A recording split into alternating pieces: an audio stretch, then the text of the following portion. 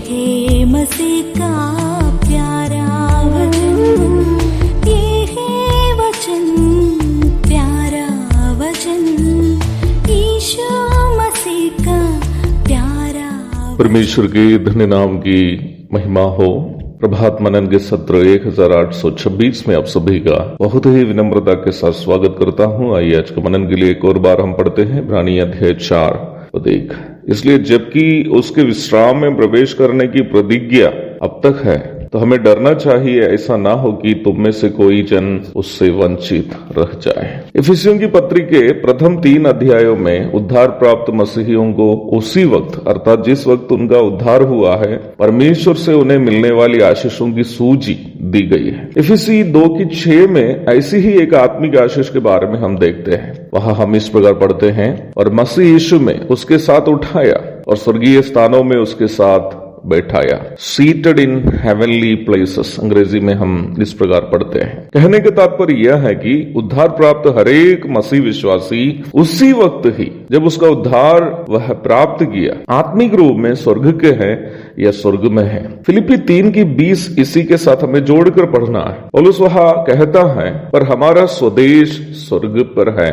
We are the citizens of heaven, इसे अंग्रेजी में हम पढ़ते हैं। पर हमारा स्वदेश स्वर्ग पर है और हम एक उद्धारकर्ता प्रभु यीशु मसीह के वहां से आने की बाट जो रहे हैं। यद्यपि उद्धार प्राप्त हरेक विश्वासी जीवित रहते वक्त शारीरिक रूप में संसार में ही क्यों न हो, अर्थात जब तक प्रभु के आगमन नहीं हुआ, संसार में रहते हुए भी वह स्वर्ग का नागरिक है। और प्रभु चाहता है कि संसार में रहते हुए भी हम मसीह विश्वासी स्वर्ग का आनंद, स्वर्ग की शांति और स्वर्ग का विश्राम को अनुभव करते रहे।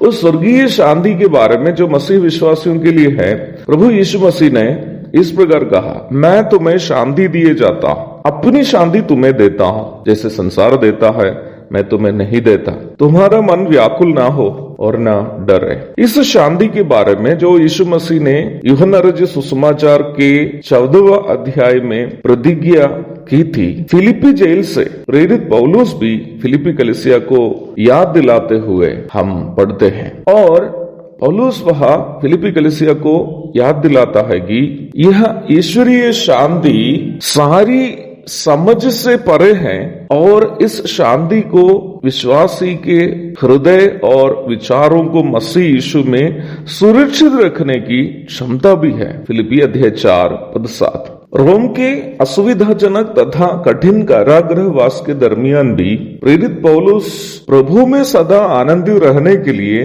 फिलिपी विश्वासियों को इसलिए याद दिला पाया क्योंकि पौलुस उस स्वर्गीय शांति और विश्राम जेल में भी अनुभव कर पा रहा था। समान प्रकार की एक घटना पौलुस के दूसरा प्रचार प्रसार की यात्रा के दरमियान फिलिपी जेल में भी हम देखते हैं। बेते खाकर शरीर पूरा असहनीय दर्द से परेशान रहते समय भी काट में ठोके गए पांवों का परवाह नहीं करते हुए प्रभु के दासगण पौलुस और सीलास जेल के अंदर भजन कीर्तन करते हुए हम देखते हैं। प्रेरितों के काम अध्याय 16 पद 23 से 25 तक। मृत्युदंड का आदेश पाकर मृत्यु को आमने सामने देखकर जेल के बंधन में रहते समय भी कारागृह के कमरे के अंदर आराम से नींद का मजा लेने वाले प्रेरित पत्रस का जिक्र भी हम प्रेरितों के काम 12वां अध्याय में देखते हैं। मृत्यु आमने सामने आकर मुस्कुराते समय भी स्वर्ग की ओर देखकर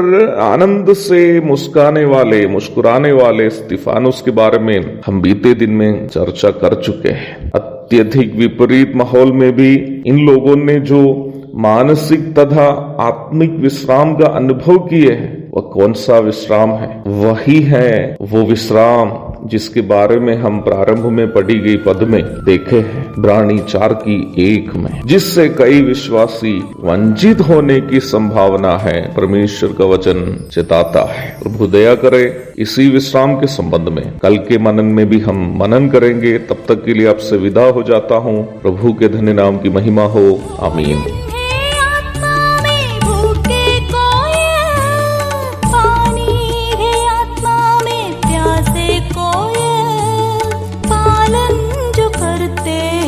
उसके लिए आशीष मोक्ष पाने का साधन है ये है वचन, प्यारा वचन, यीशु मसीह का प्यारा वचन।